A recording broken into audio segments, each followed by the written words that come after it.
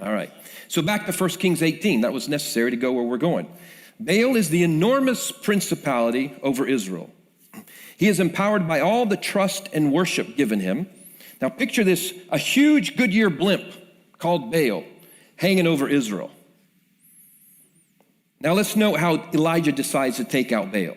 He's going to take him out without fasting being mentioned, without unity being mentioned, and without talking to Baal. Let that sink in for just a moment. Not knocking any of them. That's not how he did it. This is because he's aware that this blimp called Baal is empowered by the people through a lie about God that they are believing. He's got to cast down the argument. Therefore, Elijah's assignment and strategy is to cut off the lines, the power lines between Baal and the people and Baal. He's going to go after the power lines. And his weapon is going to be his knowledge of God. What you think about God, what you know about God is the most important thing about you. He will not target Baal because Baal isn't really the source of the power. The people are the source of the power. They're the ones providing the photons, if that's what it is. They have yielded their power to Baal, not by force, but by being deceived. And they have been told that Baal is protecting them and that Baal has been providing for them, even though they have just gone through 3 years of profound drought that has killed their economy. They just think they have to up the Baal worship and things will turn around. Instead of getting the logic of what's taking place, the more they've worshiped Baal, the more in trouble they're getting. They're like, oh, we got to do it even more. We got to cut ourselves more. All of this is so important because it connects to our assignment in all the 7 mountains. This connects to our Reformation assignment right now in society, to understanding it. So in verse 19 of 1 Kings 18, when Elijah says, gather all the people, this is very strategic. He's going to bring down Baal by bringing his knowledge of God to his mountain. Let that soak in. That's our assignment. Gain a knowledge of God, bring it to your mountain, use it to bring down the enemy. In verse 21, Elijah will address all the people. Verse 22, it'll say, Elijah said to the people. In verse 30, Elijah said to all the people. Verse 37, Lord, that this people may know. And then verse 39, and when all the people saw it. You see that? We don't just fight strongholds of the devil in a secluded church meeting or encounter. Elijah isn't saying, I take authority over you, Baal. He's just going after his battery pack. It wouldn't have mattered if he had fasted 120 days because everybody but 7,000 has put their trust and belief in him. That wouldn't give him enough power. He's got to do something on the power lines. He's got to sever that. So the children of Israel all gathered before Elijah out Mount Carmel, and Baal and his battery pack are all there. We'll go to verse 21. And it says, and Elijah came to all the people and said, how long will you falter between 2 opinions? If the Lord is God, follow him. But if Baal, then followed him. But the people answered not a word. Now, why no word from the people? It's because they realize that this really is their conundrum. They don't know who God is. Elijah has nailed them in his diagnosis. They are faltering between 2 opinions, between 2 arguments about who really is God.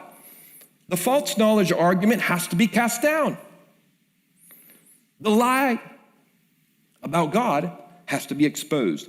Elijah further explains the purpose of the meeting to the people and how things are going to go. Again, back to, they're going to both build altars and sacrifice a bull. Whoever's bull still remains at the end of the day means their God is full of bull. I don't know if it's a good joke or not. But verse 24,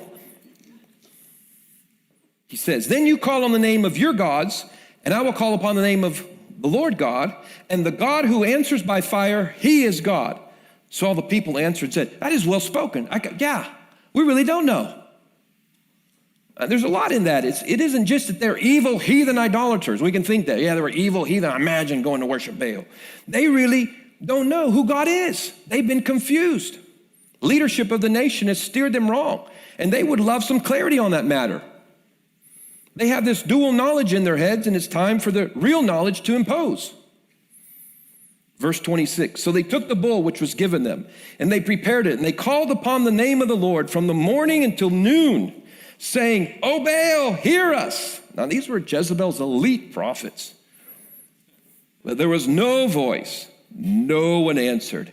And they leaped about the altar which they had made. Verse 27. And it was so at noon that Elijah mocked them and said, cry aloud, for he is a god. Either he is meditating, or he is busy, or he is on a journey. I love Elijah. Or he is sleeping and must be awakened. Perhaps he's on Facebook or Instagram, just finishing a tweet. Elijah is making fun of them.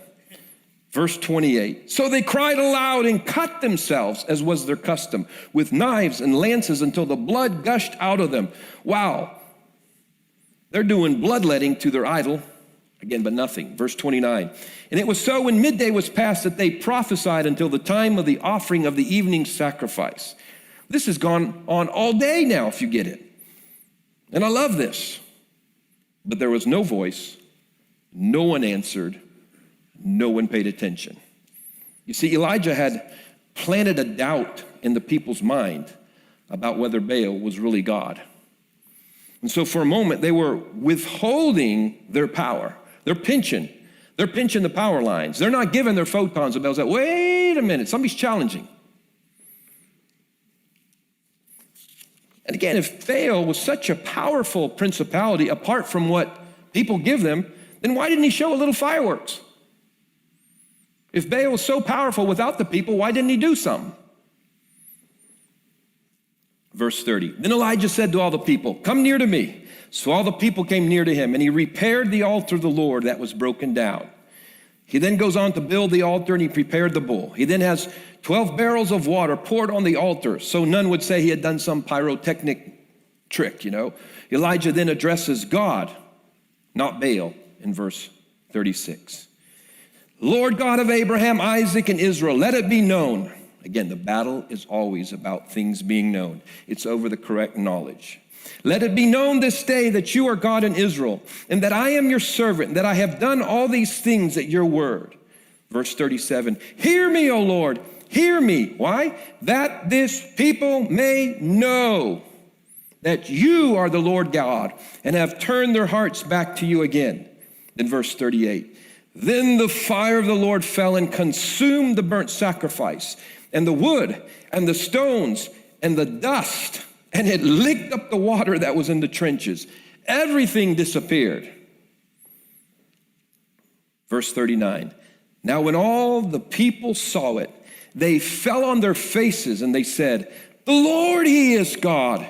The Lord, he is God. Verse 40, and Elijah said to them, seize the prophets of Baal. Do not let one escape. So they seized them, and Elijah brought them down to the brook Kishon and executed them there. Things were kind of, extreme in those days. We don't execute people anymore, but we want to do that with principalities and powers. That would be nice. You see, the people in amazement cry out, the Lord, he is God, twice. It was amazed, a surprise cry. Conveniently, it's also the name of Elijah. Eliah, the Lord, he is God. They could have been saying, Elijah, but that's what his name meant. That was his assignment, so that people would know. It's our assignment, the Elijah revolution, the Elijah call is to make people know that he is God, so they're no longer wondering. They seemed surprised to know it was him. They just now realized they had been duped all this time, that Baal had no power compared to God. Again, why don't you make sure we get the picture here, because this applies to everything we're doing in society now. The big blimp Baal is hanging over Israel. He's all puffed up with power, given up by this battery pack, the people's belief. Suddenly, when the fire comes down on the altar that Elijah had built, in a moment, the people go, hey, you're not God, to Baal. And one by one, they're disconnected their power lines from him. And if you get this picture, here's what's going on. Baal is all of a sudden, in an instant,